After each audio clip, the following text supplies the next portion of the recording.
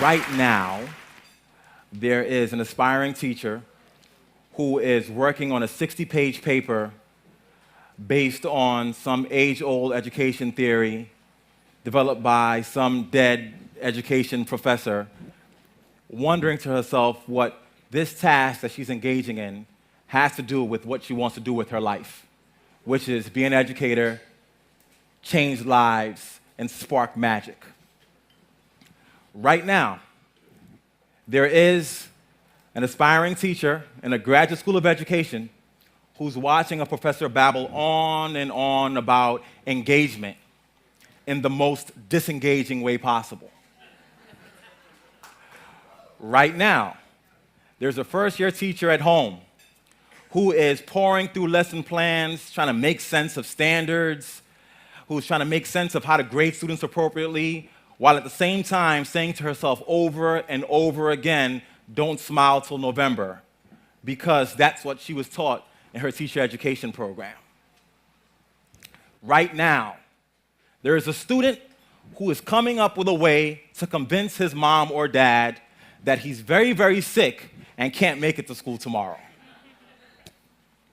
On the other hand, right now, there are amazing educators that are sharing information that's shared in such a beautiful way that the students are sitting at the edge of their seats just waiting for a bead of sweat to drop off the face of this person so they can soak up all that knowledge. Right now, there is also a person who has an entire audience wrapped with attention, a person that's weaving a powerful narrative about a world that the people who are listening have never imagined or seen before. But if they close their eyes tightly enough, they can envision that world because the storytelling is so compelling.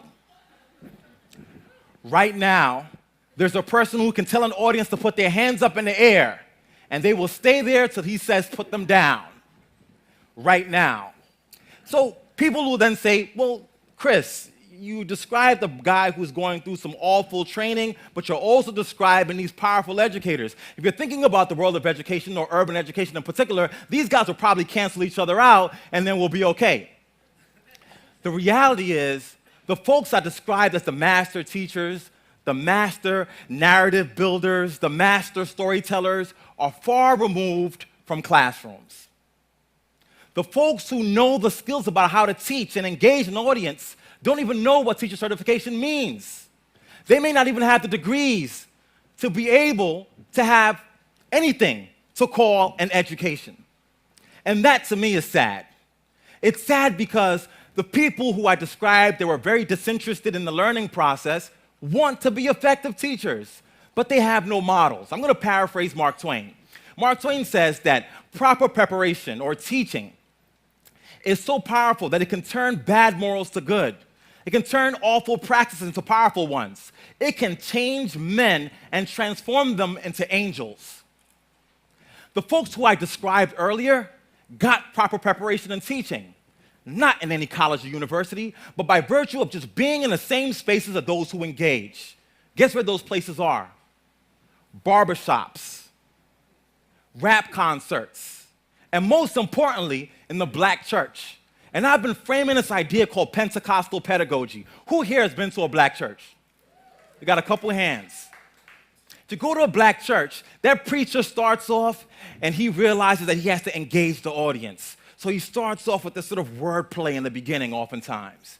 And then he takes a pause and he says, oh my gosh, they're not quite paying attention. So he says, can I get an amen? Amen. So can I get an amen? Amen? And all of a sudden, everybody's reawoken.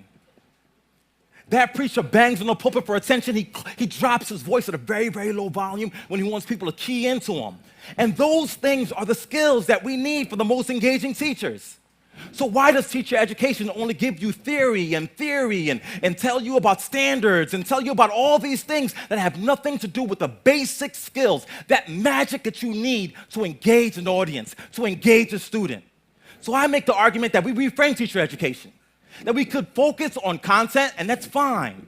And we can focus on theories, and that's fine. But content and theories with the absence of the magic of teaching and learning means nothing. Now, people oftentimes say, well, magic is just magic. You know, there are teachers who, despite all their challenges, who had those skills, get into those schools, and they're able to engage an audience. And the administrator walks by and says, wow, he's so good. I wish all my teachers could be that good. And when they try to describe what that is, they just say he has that magic.